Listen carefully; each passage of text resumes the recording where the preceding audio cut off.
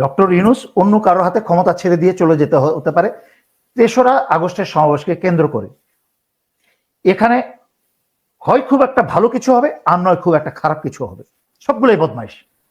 এরাও কিন্তু বাংলাদেশের বিরুদ্ধে ইনিয়ে বিনিয়ে কথা বলে। একসময় কিন্তু শশী থারুরের কথাবার্তা, কি বলে এটাকে, ডেমোক্রেটিক কথাবার্তা আমার খুব পছন্দ হতো, কিন্তু এই লোকও কিন্তু বিক্রি হয়ে গেছে এই মোদির কাছে। শুনবে গালিগালাজ, শুনবে পিছন দিয়ে কি করে দেবে, সামনে দিয়ে কি করে দেবে, নোংরা অশ্লীল ভাষায় গালি শুনবে, তখন তারা টিভির সামনে মনোযোগ দিয়ে বসে যাবে আর মেজর দেলোয়ারের কথাগুলো ভুলে যাবে। এই জন্যই তো এই জাতি বারবার মারা খায়।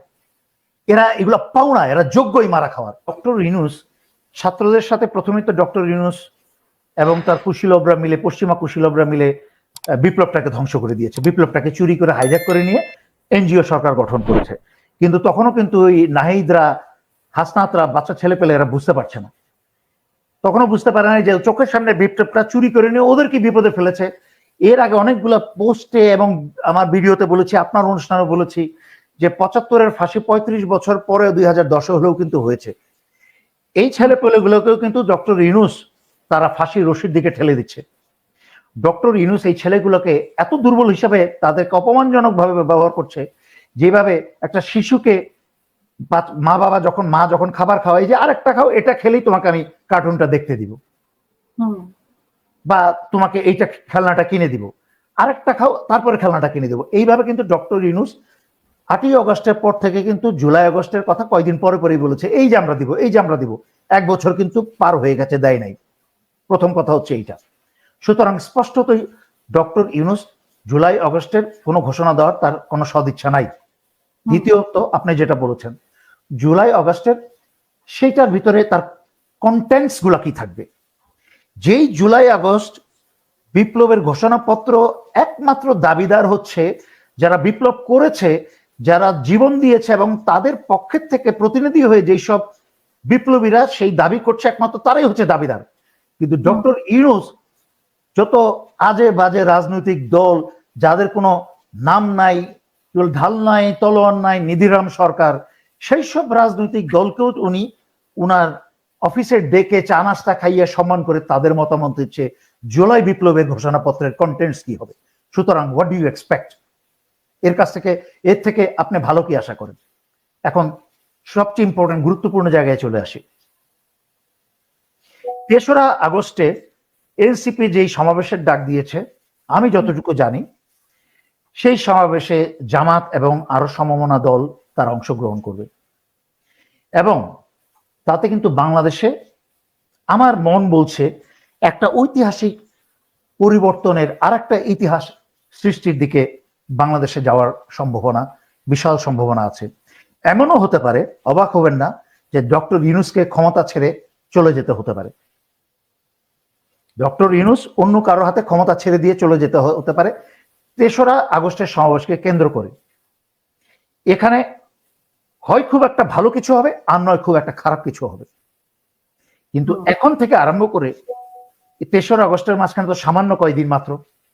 এই সামান্য কয়েকদিনে তো আওয়ামী লীগ এবং ভারতের যেসব ষড়যন্ত্র, যেসব অস্ত্র শস্ত্র, তার তো কিছু উদ্ধার হবে না। এবং এই এই এই ডক্টর ইউনূস এবং ডক্টর ইউনূসের এই ধাপ্পাবাজ সরকার, সবাইকে বলার পরেও, জেনারেল হাফিজকে বলেছি, ব্রিগেডিয়ার জেনারেল শাখাওয়াতকে বলেছি, তাদেরকে টেক্সট পাঠিয়েছি, তাদেরকে হোয়াটসঅ্যাপে মেসেজ পাঠিয়েছি, ফোন করে বলেছি যে রয়ের প্রধান রাজেশ অগ্নিহোত্রীকে বিদায় করেন, বাংলাদেশে বসে ক্রমাগত বাংলাদেশের বিরুদ্ধে ষড়যন্ত্র করে যাচ্ছে। ২০১৬ সালে একই অপরাধে পাকিস্তান তাদেরকে তাকে লাথি মেরে বের করে দিয়েছে, তখন সে 16 সালে বাংলাদেশে এসে জায়গা স্থান করেছে। এই ডক্টর ইউনূসকে এতবার বলার পরেও ডক্টর ইউনূস জনগণকে নিয়ে, দেশকে নিয়ে কোনো মাথা ব্যথাই নাই। সে, পশ্চিমেরা তাকে নোবেল প্রাইজ দিয়েছে, আমার মনে হয় ডক্টর ইউনূসের সময় খুব কাছাকাছি, জনগণ হয়তো এমন হতে পারে তাকে জুতার মালা দিতে পারে। অবাক হবেন না। আপনার কাছে শেষ প্রশ্ন, আমরা জানা মতে যে ভারতে একটা সব দল মিলে একটা মিটিং হওয়ার কথা বাংলাদেশের ব্যাপারে, আপনার কোনো আইডিয়া আছে কিনা সেই বিষয়ে? আচ্ছা, আপনি খেয়াল করবেন ভারতের যেই কি বলে এটাকে, ফরেন সেক্রেটারি, সে কিন্তু চিরাচরিত বাংলাদেশে কিছু হলেই তো যেন তাদের কোনো প্রদেশের কিছু হয়ে গেছে, মানে মায়ের চেয়ে মাসির দরদ বেশি। বাংলাদেশিদের থেকে যেন ভারতের দরদ বেশি। আর ভারতে তো মলম বিক্রেতা আছেই, বাংলাদেশের সরি ভারতের সকল মিডিয়াই তো মলম বিক্রেতা মিডিয়া। তো ওই পররাষ্ট্র সচিব কিন্তু বলেছে যে গোপালগঞ্জে কি হচ্ছে আমরা নজর রাখছি। তাদের মণিপুর জ্বলে কিন্তু শেষ হয়ে যাচ্ছে, মণিপুর কিন্তু জ্বলে শত শত হাজার হাজার মানুষ কিন্তু নিহত হয়েছে, খ্রিস্টান প্রচুর নিহত হয়েছে, সেটা নিয়ে কিন্তু মাথা ব্যথা নাই, সেটা নিয়ে কিন্তু কোনো কথাবার্তা নাই। তাদের ভারতের ভিতরে কিভাবে মুসলমান মসজিদ ভাঙা হচ্ছে, কিভাবে মুসলমান হত্যা করা হচ্ছে, সেটা নিয়ে কিন্তু তাদের আভ্যন্তরীণ যে ভারত টুকরা টুকরা হয়ে যাচ্ছে সেটা নিয়ে কিন্তু তাদের মাথা ব্যথা নাই। কিন্তু বাংলাদেশ নিয়ে তাদের একটা, সকল রাজনৈতিক দল মিলে এটিকে আজকে প্রথম, এটা তো আজকে প্রথম না, এর আগেও কিন্তু হাসিনা পালানোর পর থেকে দফায় দফায় বাংলাদেশকে নিয়ে এই বিজেপি সরকার, কংগ্রেস সরকার, এরা সব মিলে কিন্তু একসাথে মিটিং করেছে। কারণ চোরে চোরে মাসতো তো ভাই। এই যে এক সময় একটা লোককে, ভারতের একটা এমপিকে আমি, সে বিদেশে পড়াশোনা করে বড় হয়েছে, তার কথাবার্তা আমি পছন্দ করতাম, কিন্তু বেলা শেষে এমন একটা কথা বলতে মুখে চলে আসছিল যে বলতে গেলে এটা অনেকটা, অনেকেই মনে করবে হিন্দুদের বিরুদ্ধে, আসলে বিষয়টা তা না।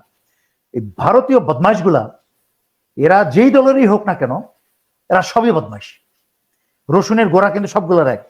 তো যেই এমপির কথা বলতে যাচ্ছিলাম, শশী থারুর, একসময় তার কথা কিন্তু আমার ভালো লাগতো, এই শশী থারুরকেও আমি এখন ঘৃণা করি, সবগুলোই বদমাইশ। এরাও কিন্তু বাংলাদেশের বিরুদ্ধে ইনিয়ে বিনিয়ে কথা বলে। একসময় কিন্তু শশী থারুরের কথাবার্তা, কি বলে এটাকে, ডেমোক্রেটিক কথাবার্তা আমার খুব পছন্দ হতো, কিন্তু এই লোকও কিন্তু বিক্রি হয়ে গেছে এই মোদির কাছে। সুতরাং ভারতের দলীয় মিটিং হচ্ছে, এটা নতুন কিছু না। ক্যালকাটায় তার চেয়ে বড় কথা হচ্ছে, ভারত তাদের প্রতিবেশীদেরকে নিয়ে শত শত বছর ধরে এরকম মিটিং করেছে। এই জন্য ভারত তাদের সকল প্রতিবেশীকে হারিয়েছে। আমি এটা নিয়ে আজকে থেকে 3-4 বছর আগে লাইভ করেছি, প্রতিটা প্রতিবেশীর ম্যাপে ছবি দেখিয়ে দেখিয়ে যে কি জন্য ভারত তাদের প্রতিবেশীকে হারিয়েছে। সর্বশেষ বাংলাদেশ বাকি ছিল, বাংলাদেশকে হারিয়েছে। বাংলাদেশ হারানোর আগে বাকি ছিল মালদ্বীপকে হারিয়েছে। সুতরাং ভারত কি করছে এটার উপরে আমাদের নজর রাখতে হবে, কিন্তু এটা নিয়ে প্রতিনিয়ত ভারত কি করে ফেললো, ভারত কি করে ফেললো, এটা করলে পরে আমরা নিজেদের কাজে মনোনিবেশ করতে পারবো না।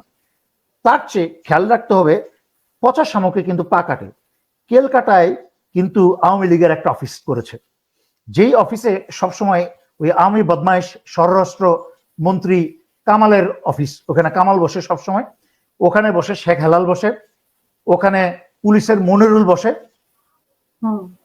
এবং আগরতলা থেকে প্রায় বিমানে গিয়ে যোগদায়ী হচ্ছে বাংলাদেশের আয়না ঘরের খুনি সেনাবাহিনীর লেফটেন্যান্ট জেনারেল আকবর, যে বদমাইশকে আমি বহুবার ছবি দেখিয়ে বলেছি আকাম কুকাম।